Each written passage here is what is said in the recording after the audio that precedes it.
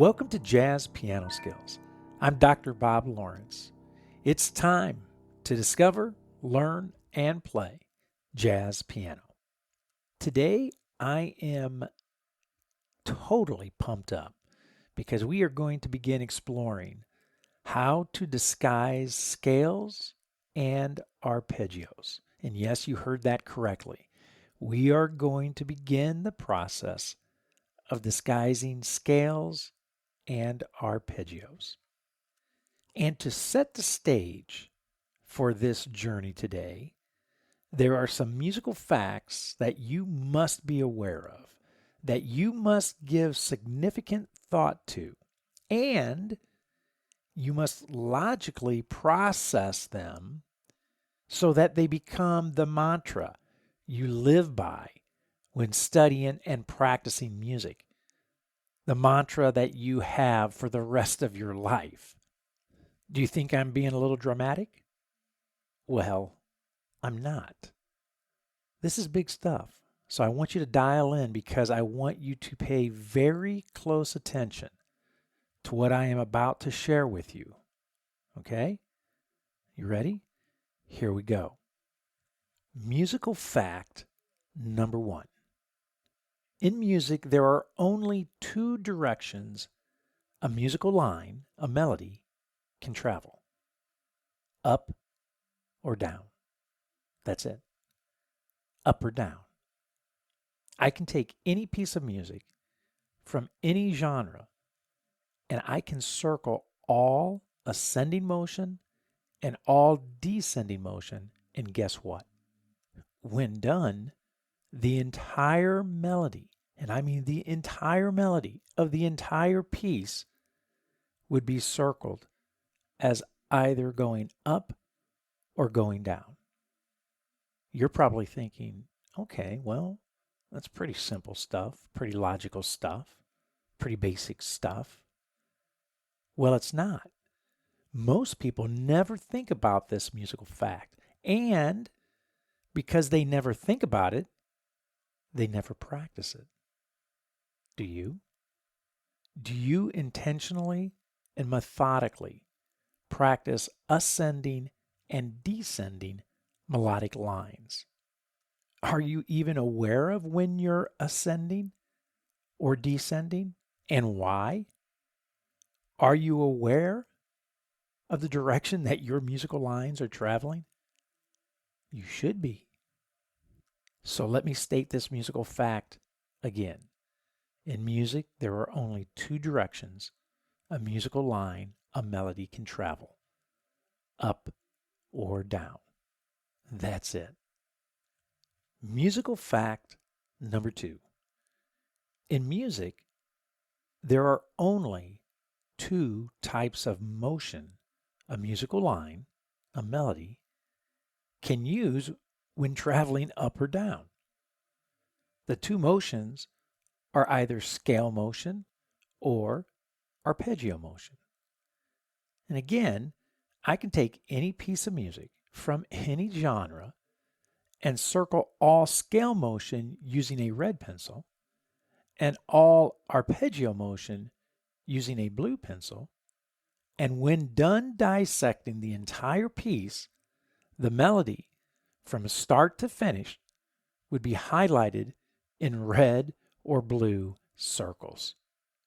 Again, an important musical reality that most people give very little thought to, if any at all. Now, it's important for me to define what an arpeggio is, and I'll begin by telling you what it is not. It is not a series of ascending and descending thirds only. Unfortunately, that is how music teachers typically define the term arpeggio.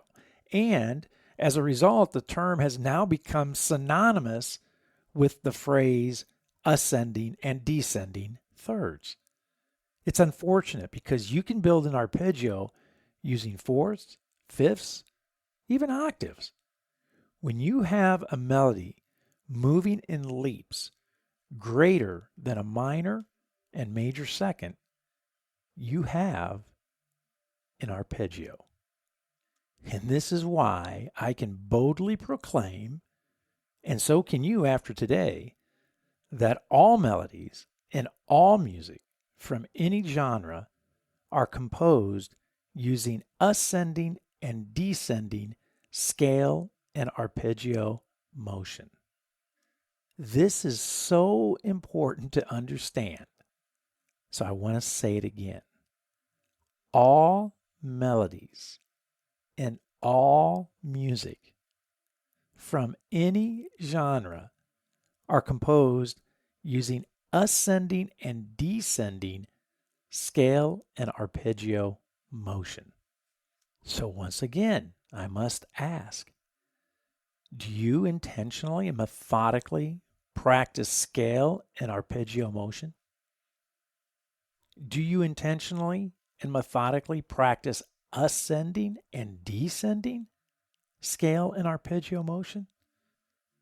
You should. And if not, don't panic. Today, we are going to begin our exploration of both of these musical facts, along with a few more. So buckle your seatbelt. This is going to be a lot of fun. I want to take a second and remind everyone that this Thursday and every Thursday evening at 8 p.m. Central Time, I am live online using the Zoom platform. I know you're familiar with this. This online masterclass is an open discussion and deeper dive into the current week's podcast episode. So this Thursday, we will be looking at neighboring tones in a much more profound, believe it or not, a much more profound and detailed way. And of course, I always leave room within the hour-long class for some Q&A as well. It's funny. The catalyst for today's podcast topic, neighboring tones, actually came about from the conversation that the masterclass participants shared last week. It was awesome. So mark it on your calendars. Thursday evenings, 8 p.m. Central Time. Join me and others online. It is definitely a value-added educational opportunity that you do not want to miss. The Zoom link is posted on my Twitter, Instagram, and Facebook pages, so be sure to follow me if you're not already doing so. Plus, it is posted on the homepage of the JazzPianoSkills website. See you Thursday evening, 8 p.m. Central Time. Okay, here are a few more musical facts that you must give significant thought to, that you must logically process and make a centerpiece of your musical mantra. Musical fact number 3. There are 5 primary sounds of music. 5. Major, dominant, minor, half diminished, and diminished. And make no mistake about it, you must have a command of these 5 primary sounds conceptually, physically, and orally. Of course, the million-dollar question is, how do I efficiently and effectively accomplish a command of these 5 primary sounds? How do I do that? Conceptually, physically, and orally. Here's the answer. Ready? Listen very carefully. The most efficient and effective way to accomplish a command of these 5 primary sounds is to practice them using a systematic and methodical approach to playing them, using ascending and descending scale and arpeggio motion. Goodness, where have you heard that? Where have you heard that before? Ascending and descending scale and arpeggio motion. So again, the most efficient and effective way to accomplish a command of the 5 primary sounds of music is to practice them using a systematic and methodical approach to use ascending and descending scale and arpeggio motion. So I guess what I'm trying to say is that you better understand musical fact number 1 and musical fact number 2 if you hope to achieve musical fact number 3. Musical fact number 4. There are only 12 notes in music. That's it. No more, no less. Each of the primary sounds of music, major, dominant, minor, half diminished, and diminished, can be constructed from each of those 12 notes. Which brings us to musical fact number 5. There are 60 chords in music. 12 notes times 5 primary sounds equal 60 chords. That's it. 60 chords. Not 3, not 1,000, not infinity. 60. If you learn one a day for 60 days, approximately 2 months, you will have learned the 60 chords of music. So, the 5 primary sounds of music can be played harmonically as a chord, 60 of them, and melodically as a scale or arpeggio. Let me say this again. It's important. The 5 primary sounds of music, major, dominant, minor, half diminished, and diminished, can be played harmonically as a chord. There are 60 of them. And they can be played melodically as a scale or arpeggio. A scale or arpeggio doing what? Going up or going down? Now we are right back to where we started this conversation. There are only 2 directions a musical line, a melody, can travel, up or down. And it can only do so using scale and arpeggio motion. Guess what we are going to do today? We are going to take a musical sound and begin the process of constructing a systematic and methodical approach to developing jazz vocabulary using ascending and descending scale and arpeggio motion. Okay, before we jump in, before we begin our exploration of the neighboring tones, I want to remind you that the educational guides for this Jazz Piano Skills podcast episode devoted to the neighboring tones are available for immediate download at JazzPianoSkills.com. As all of my regular listeners know, I develop 3 educational guides for every Jazz Piano Skills podcast episode, which can be downloaded individually or as a bundle or as a subscription.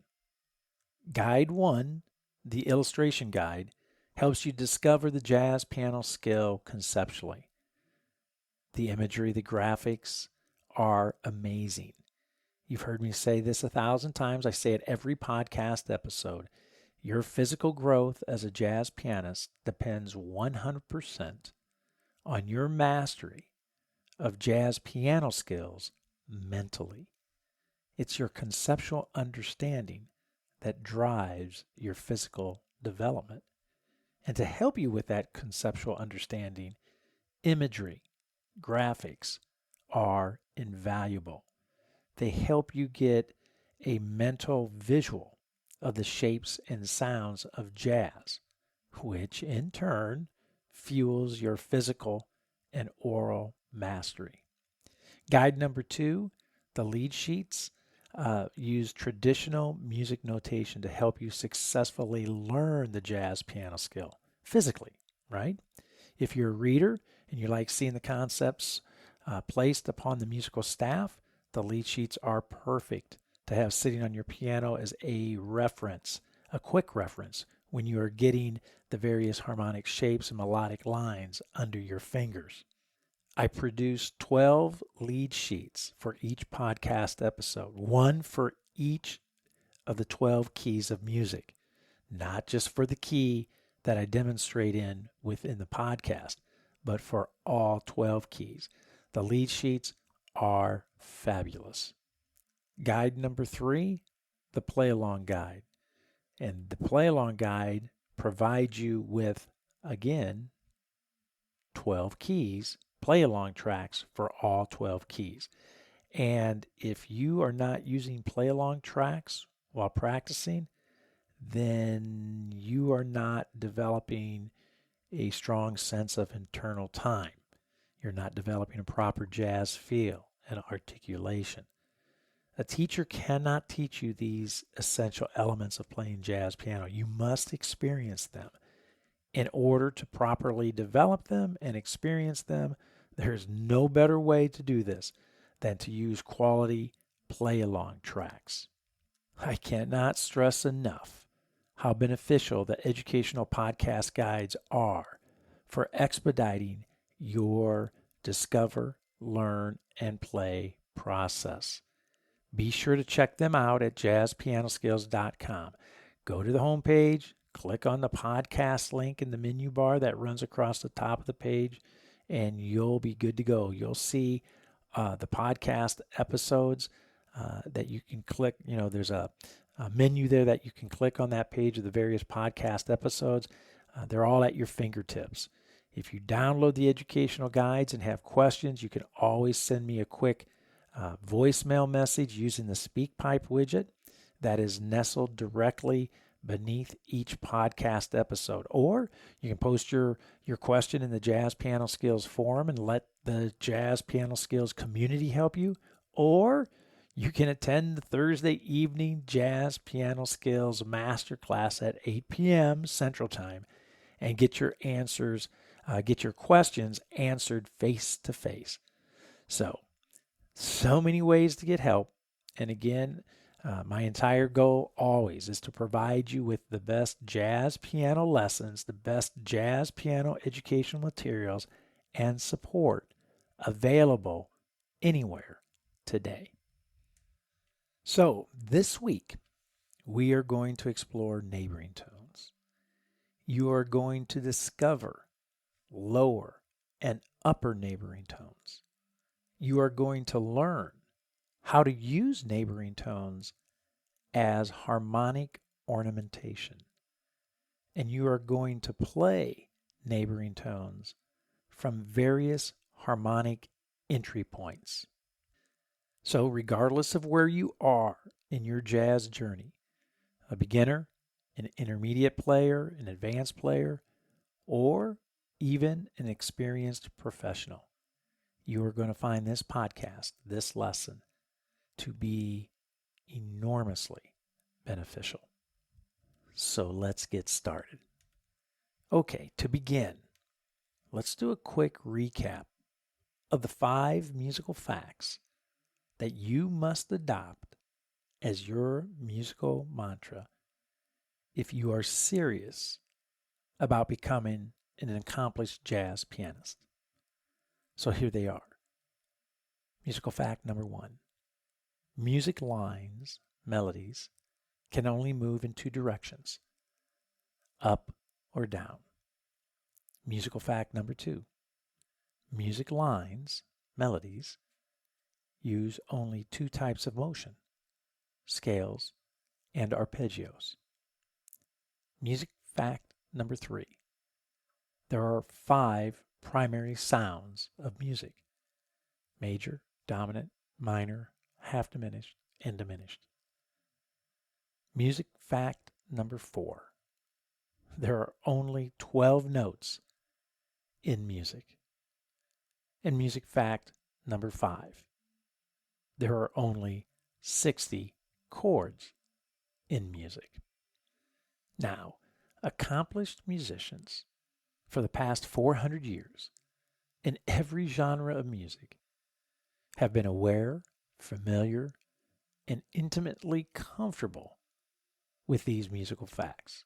So much so that their ability and creativity in disguising ascending and descending scales and arpeggios is nothing short of miraculous.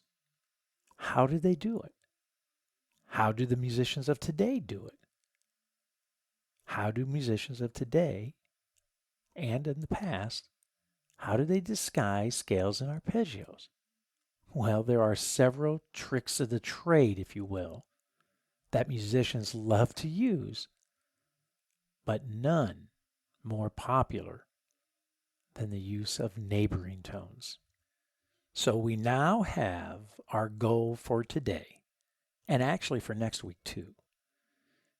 Our goal, we want to begin constructing a systematic and methodical approach to developing jazz vocabulary using lower and upper neighboring tones to disguise ascending and descending scale and arpeggio motion.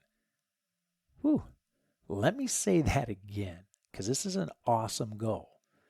We want to begin constructing a systematic and methodical approach to developing jazz vocabulary using lower and upper neighboring tones to disguise ascending and descending scale and arpeggio motion. So today I am going to use the C minor sound. We're going to explore that C minor sound from the root all the way through the 13th, the entire sound. And there is a specific reason for this, which will be revealed as this lesson is unwrapped, right? The first thing we want to do is establish the lower and upper neighboring tones for the root, 3rd, 5th, 7th, and 9th of the C minor sound. Before I go any further, I want to stress that when establishing lower and upper neighboring tones, you can choose to be faithful to a chord scale relationship, a mode, or you can choose to be faithful to a pattern. And today, I am choosing to be faithful to a pattern. And the pattern that I'm going to use is this. Lower neighboring tones will be 1/2 step below our target note, and the upper neighboring tones will be 1 whole step above our target note. Let me repeat that. Lower neighboring tones will be 1/2 step below our target note, and the upper neighboring tones will be 1 whole step above our target note. By choosing to remain faithful to a pattern instead of a scale or mode, I significantly increase the occurrence of outside harmony. Notes, right? Outside notes, which in turn increases the occurrence of tension. If you're hearing this for the first time, you're thinking, man, this is crazy talk, right? It sounds weird. You're thinking, why in the world would I want to create tension in my music? The answer is even crazier, because tension is good. In music, tension is good. It creates interest. It creates excitement as long as we move through the tension to resolution. Good music always has a balance between tension and release, tension and resolution. So now that I have established the lower and upper neighboring tone formula that I'm going to use today, let's actually establish the lower and upper neighboring tones for C minor. So, target note, our first target note, the root, the note C. The lower neighboring tone will be 1/2 step below that C, right, which will be B. And the upper neighboring tone will be 1 whole step above the note C, which is the note D. Okay, so we get B followed by D, and then landing on our target note C. So the B is actually outside ornamentation. We're playing a B natural against the C minor sound, which has a B flat in it, all right? So we have a little outside tension here, right? The note D is inside ornamentation, and then that resolves to our target note C. Okay.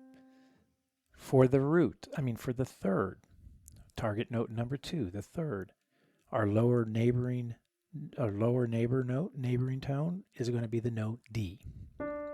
It's 1/2 step below our third, which is E flat. Our upper neighboring tone is going to be a whole step above our target note E flat, which is going to be the note F.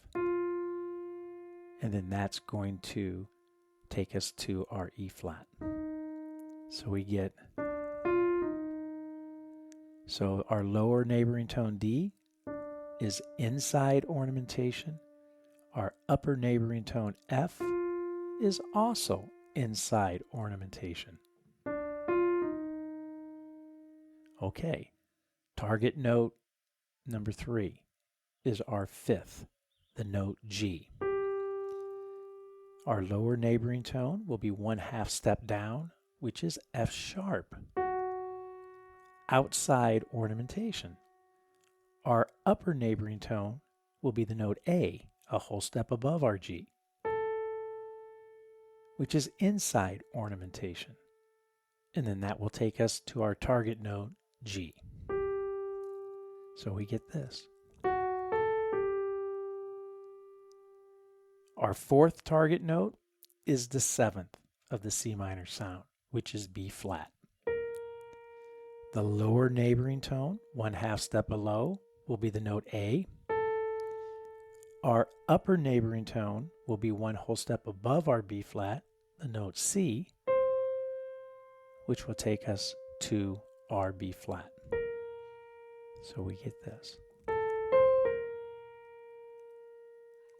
And our fifth target note, the 9th, which is the note D. The lower neighboring tone, C sharp, outside ornamentation, does not belong in the C minor sound. Our upper neighboring tone, a whole step above our 9th, our D. E natural, which again is outside ornamentation. And then that takes us to the note, our 9th, D. So we get this. So we got 2 outside ornamentations resolving to our 9th. So we got a little bite here, got a little tension.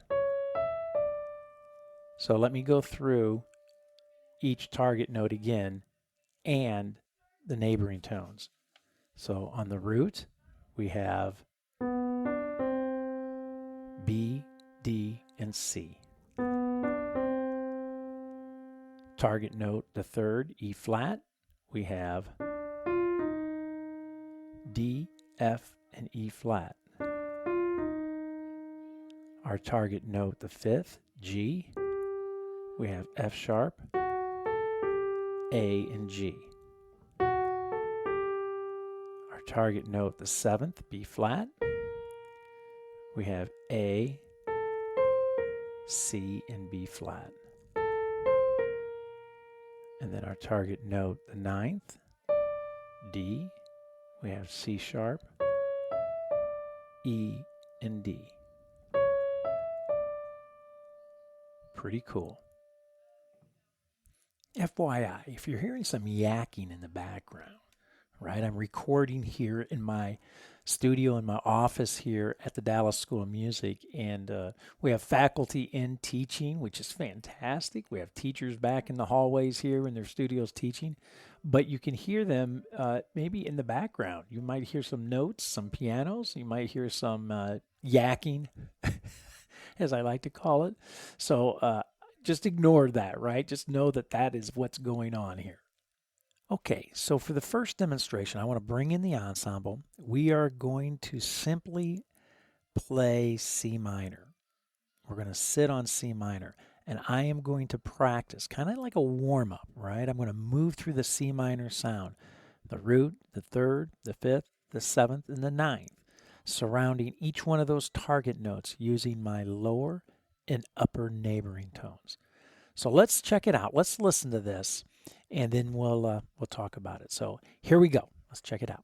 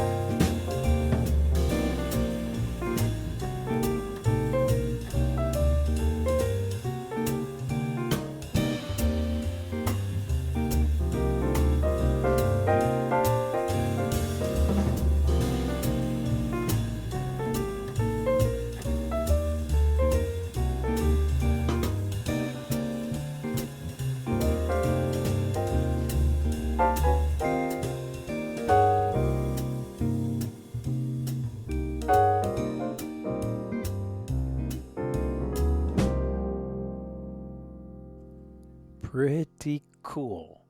Hey, just FYI, I am playing the demonstrations today using a classic swing groove and a tempo of 140, simply for the sake of time, right? Because this is actually a pretty quick tempo. It's a great goal. However, I encourage you to practice this exercise and all of the exercises today at slower tempos in order to get the data, the lower and upper neighboring tone patterns under your fingers. Also, did you hear the tension at the top of our minor sound? The lower and upper neighboring tones for the ninth? Both neighboring tones fall outside the C minor sound and, of course, create some serious bite. This can take some getting used to, especially when we are learning the neighboring tones by using an isolation technique. In other words, we're practicing the pattern apart from a musical idea, a musical line, a melody. We're not moving into the outside notes from inside notes, and we're not relieving the outside notes, but by resolving to inside notes. Our ears can play tricks on us and make us think of these notes, initially at least, as wrong notes. And theoretically speaking, they are, but remember, we use them to intentionally create tension that will actually end up sounding great once we place the sound into a legitimate musical context. All of this to say, don't worry about it. We'll get there. You'll see. By the end of next week's podcast episode, you'll be saying, man, I love tension. I promise you. Okay, now that we have established our lower and upper neighboring tones for the root, third, fifth, seventh, and ninth of our C minor chord, let's isolate each grouping and begin using our ornamentation to disguise scale and arpeggio motion. So what we are going to do is practice playing each group followed by an ascending arpeggio and an ascending scale. We are going to keep this simple and travel only the distance of a fifth for both the arpeggio and the scale. So in this next demonstration, I am going to circle the root of my C minor chord with the lower and upper neighboring tones several times, right? So you're going to hear me do this several times. And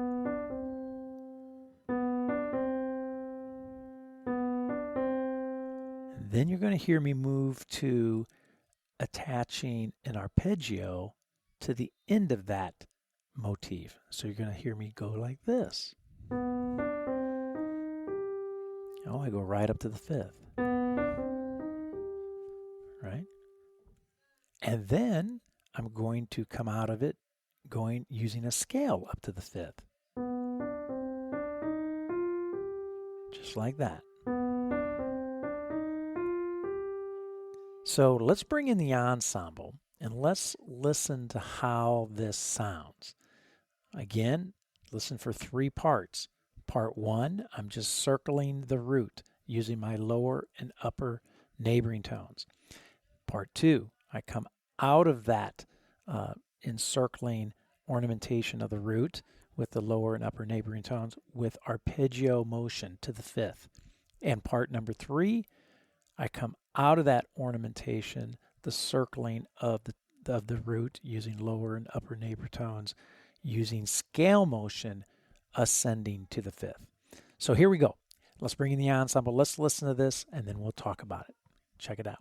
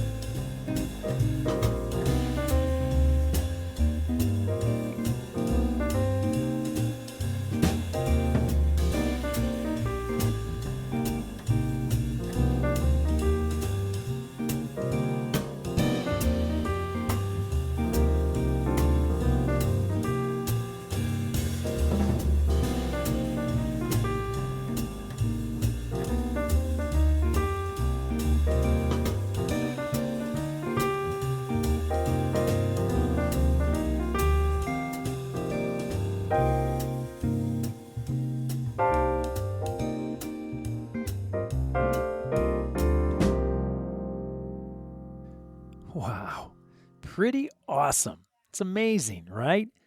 It sounds like jazz because it is jazz. It's a classic jazz approach to disguise an arpeggio and a scale.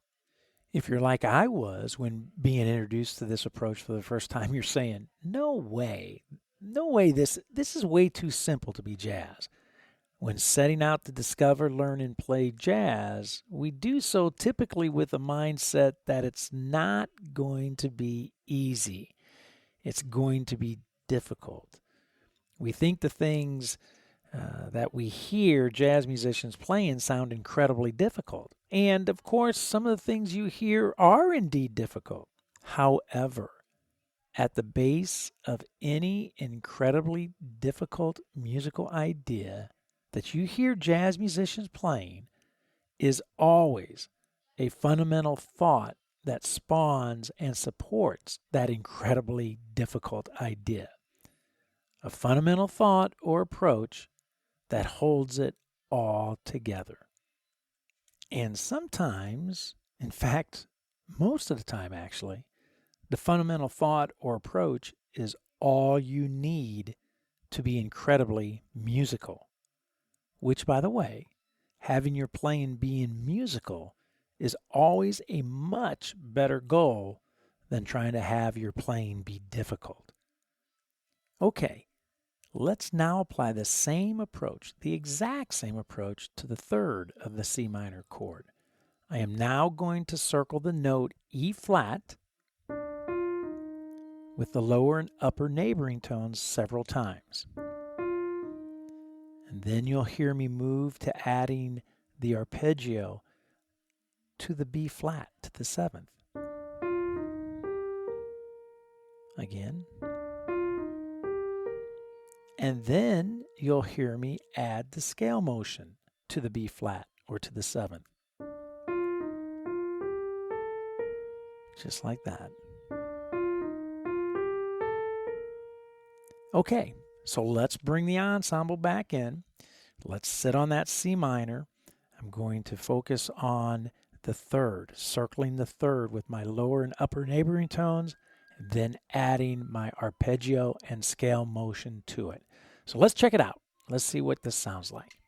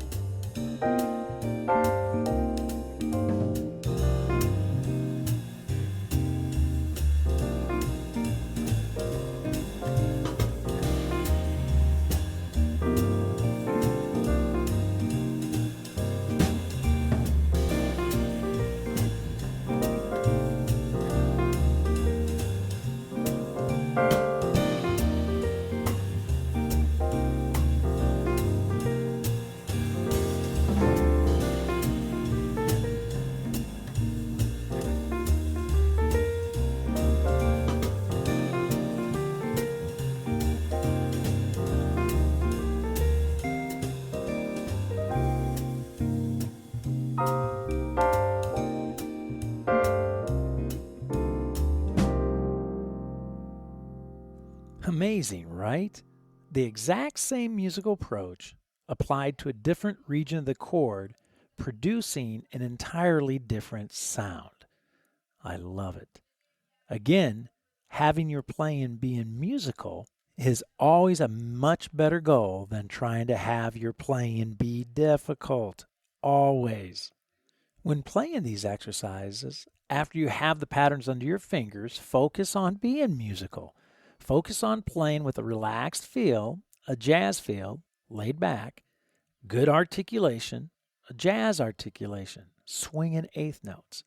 And again, this is why we spent 3 entire weeks, 3 entire podcast episodes playing various quarter eighth note patterns with a proper jazz articulation. If you need to check out podcast episodes 18, 19, and 20, May 12th, 19th, and the 26th of Season 2, to tighten up your jazz sound, then do so. You'll be glad you did. I mentioned earlier the educational guides, the illustrations, the lead sheets, and the play-alongs that are available for you to download, and I strongly suggest that you do. They're invaluable. They will maximize your musical growth and help you successfully digest today's lesson. But I also want to have you check out the Jazz Piano Skills courses. This is a tremendous sequential jazz curriculum that utilizes a self-paced format that is packed with all kinds of goodies.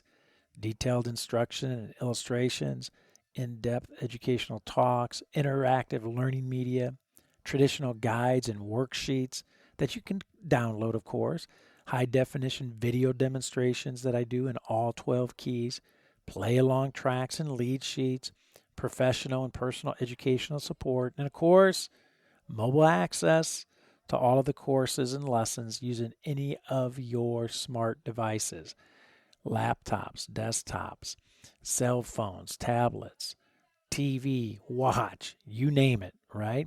So be sure to check out the Jazz Piano Skills courses at JazzPianoSkills.com. Okay, now let's continue our exploration of disguising arpeggio and scale motion using lower and upper neighboring tones. And again, we're going to use the exact same approach. However, this time we shift our attention to the fifth of the C minor chord. I am now going to circle the note G with lower and upper neighboring tones several times. So I get my F sharp, A, G. Then you'll see me add the arpeggio motion. Again. Up to the ninth, right? I'm going up to the note D. Then you'll hear me add the scale motion. Up to the ninth, up to D. Okay? Wow, we have a lot of flute playing going on here today at the Dallas School of Music. So just try to tune it out if you can. All right, so let's bring in our ensemble. Let's check this out. circling the fifth, traveling up to the ninth using arpeggio and scale motion. So here we go. Let's check it out.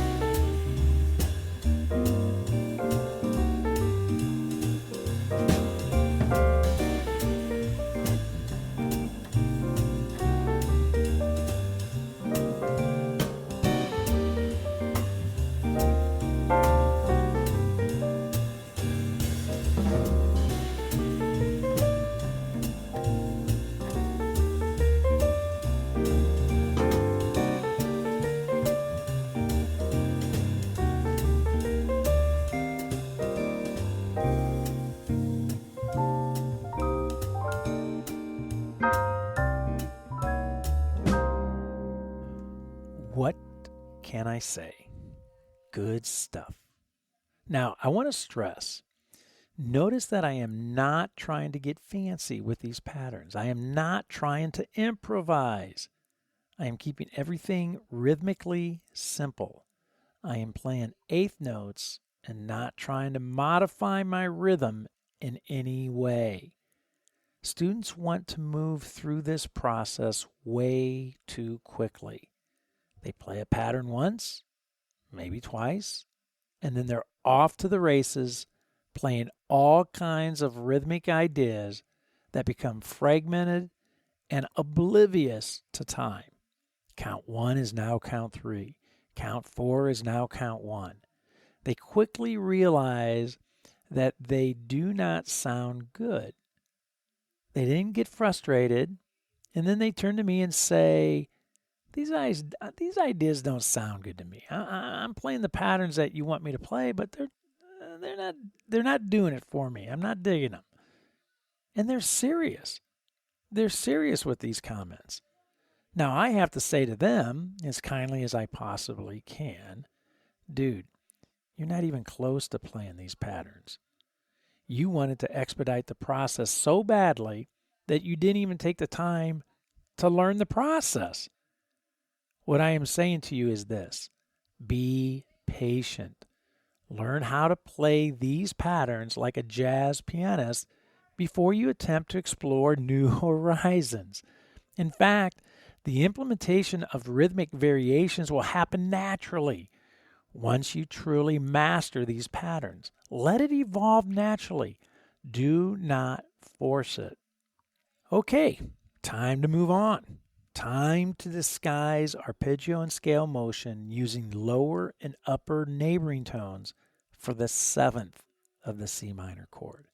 So now I'm going to circle the seventh, the note B flat, with my lower and upper neighboring tones, A, C, and B flat.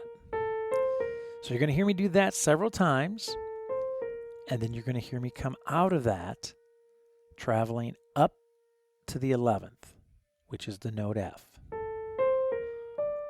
using arpeggio motion. You're going to hear me do that several times.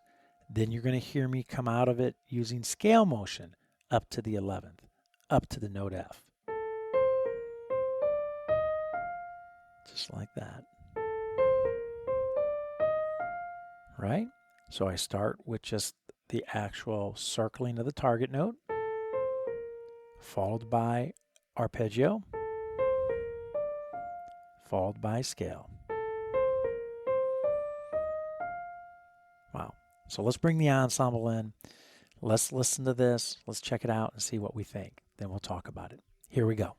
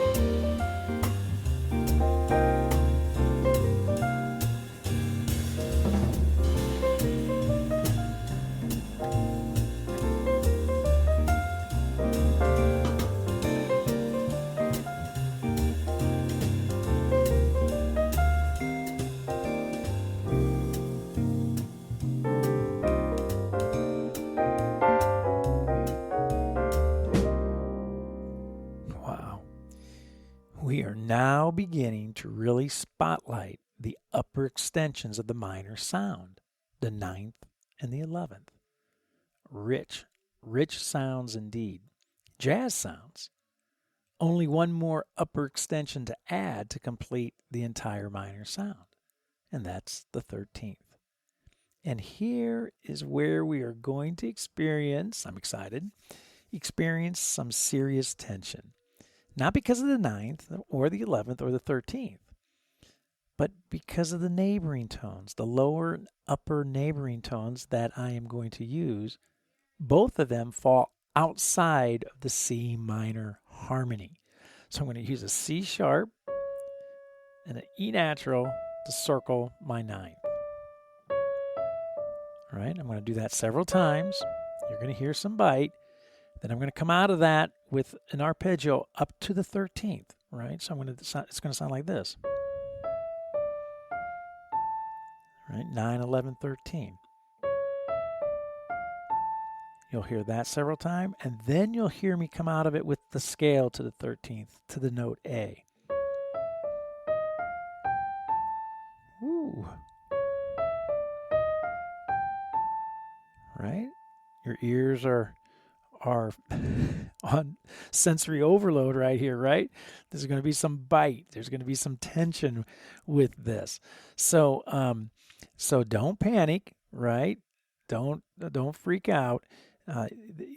Believe me, by next week, in fact, by the end of the podcast episode next week, you're going to be saying, man, this is so cool. I love this tension. So let's bring in our ensemble. Let's see what this is going to sound like with our C minor sound. So don't panic, right? Here we go. So C minor, circling the 9th, using lower and upper neighboring tones that are outside the harmony, and then moving up through the upper extensions up to the 13th.